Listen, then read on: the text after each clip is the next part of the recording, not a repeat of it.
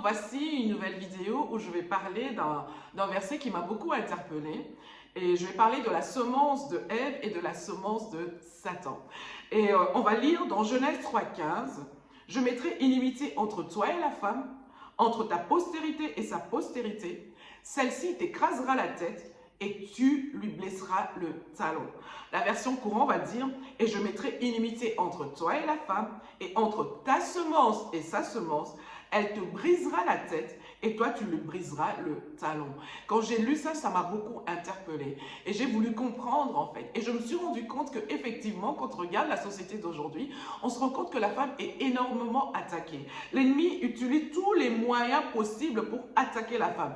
Dans son enfance, dans sa jeunesse, en tant que femme, en tant qu'épouse, en tant que mère, en tant que collègue, au travail, dans tous les aspects de sa vie, la femme va souvent être combattue, va être rabaissée, va être mise de côté. On ne la prend pas toujours au sérieux. Et ça va être l'objet de frustration, de colère, de beaucoup de choses en fait. Et ce qui est encore plus étonnant, c'est que je regardais les statistiques et je me suis rendu compte que le taux de santé chez la femme est beaucoup moins bon que chez l'homme.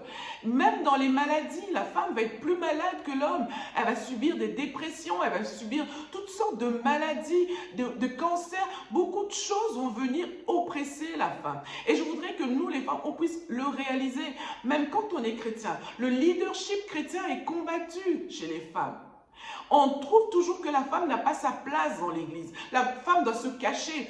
C'est vrai, il y a la culture, il y a beaucoup de choses qui rentrent en jeu. Mais je veux dire à la femme aujourd'hui, nous femmes, nous sommes combattues. Il y a un ennemi qui ne nous veut pas toujours du bien. Donc, soyons sur nos gardes. La deuxième chose que je voudrais aborder, c'est la descendance de Satan et la descendance de Ève qui sont ennemis. Et dès cet instant où Dieu va prononcer ce jugement sur Satan, Satan va tout faire pour combattre la descendance de Ève. Mais il faut savoir que l'objectif de Dieu, c'était quoi? L'objectif de Dieu, c'est de pouvoir trouver dans la descendance de Ève une personne qui porterait une semence, la semence de foi, afin que de cette personne puisse naître une nation physique. Et de cette nation physique puisse naître une nation spirituelle. Le but de Dieu, c'est d'avoir une nation physique et une nation spirituelle. Et dans la descendance de Ève, il faudrait trouver une personne qui serait à l'origine de ce projet de Dieu.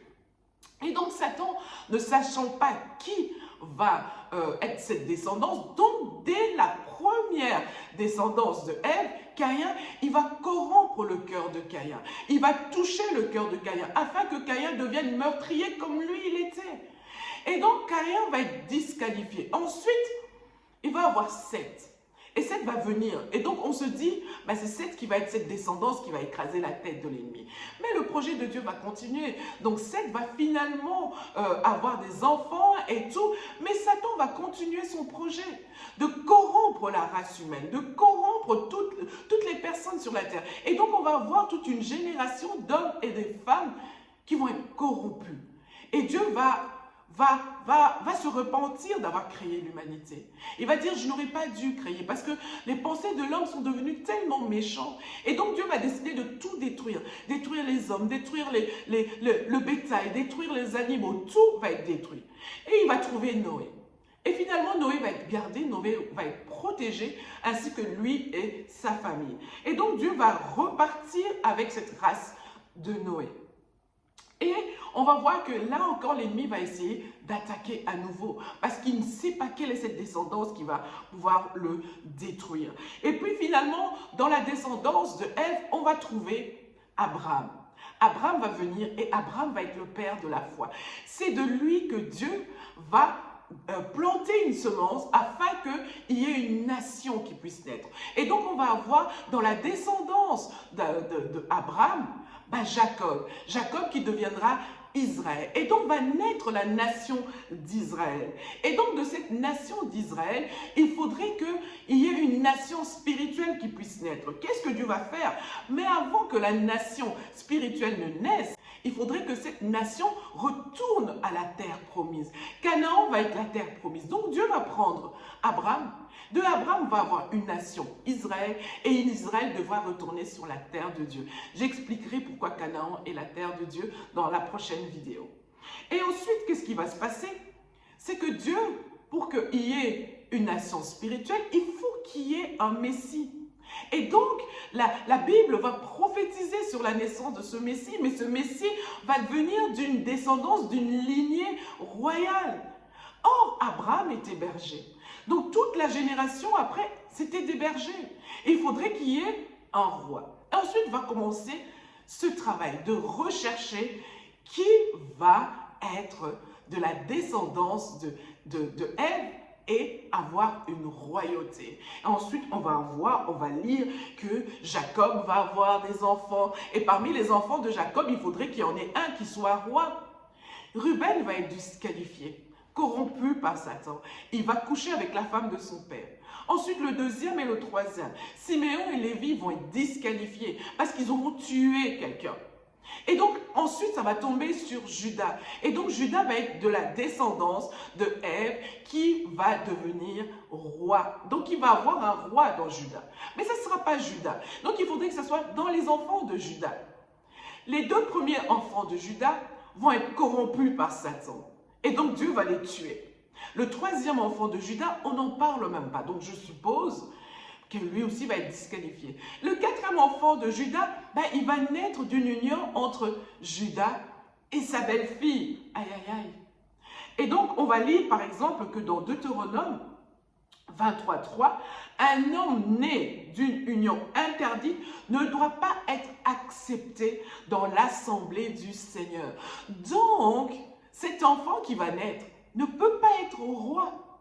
Il ne peut pas être roi parce qu'il vient d'une union interdite. Et la Bible va même dire, même ceux qui sont nés de lui jusqu'à la 10e génération ne pourront pas être acceptés dans l'assemblée de Dieu.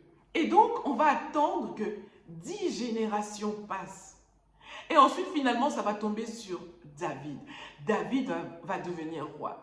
Bien avant, c'est vrai, on sait que Saül est devenu roi, mais Saül était de la lignée de Benjamin. Benjamin avait reçu une bénédiction de la part de son père. Mais la parole que le père avait prononcée, Jacob avait prononcée sur Benjamin, il disait, c'est celui qui vole la proie des autres. Donc Benjamin viendra prendre la proie de Judas, mais en réalité, il faudra attendre 10 générations. 10 générations pour qu'un roi puisse naître. Et ensuite, Dieu va trouver la famille royale, la lignée royale, celle de Judas, où devrait naître le Shiloh, celui qui doit sauver le monde. Et de lui naîtra la nation spirituelle. Et donc, Satan va encore entrer en jeu. Il va se dire, il y a une royauté et il va prendre les enfants, il va les déporter. Il va les déporter en Babylone. Et là, en Babylone, ils vont devoir se battre encore et revenir sur leur terre. C'est seulement après plusieurs lignées, on trouvera Marie. Et de Marie naîtra le Sauveur, Jésus-Christ. Et donc, quand on regarde ça, on se dit, waouh, tout ça avait été annoncé par Dieu. Et je vous conseille de regarder dans Matthieu la lignée de Jésus et vous allez comprendre tout ce qui s'est passé. La Bible va dire aussi également que le diable allait blesser le talon de Jésus. Je me suis posé la question, mais qu'est-ce que ça veut dire? Ça veut simplement dire qu'à la croix de Golgotha, Jésus va souffrir. Cette souffrance va être comme une blessure, mais il va triompher. Il va triompher. Et finalement, effectivement, la descendance de Ève va écraser la tête du serpent. Voilà. J'espère que j'ai été claire. Si vous avez des questions, n'hésitez pas à me les poser. Et si vous avez aimé la vidéo, n'hésitez pas aussi à la partager. Allez, au revoir. À bientôt.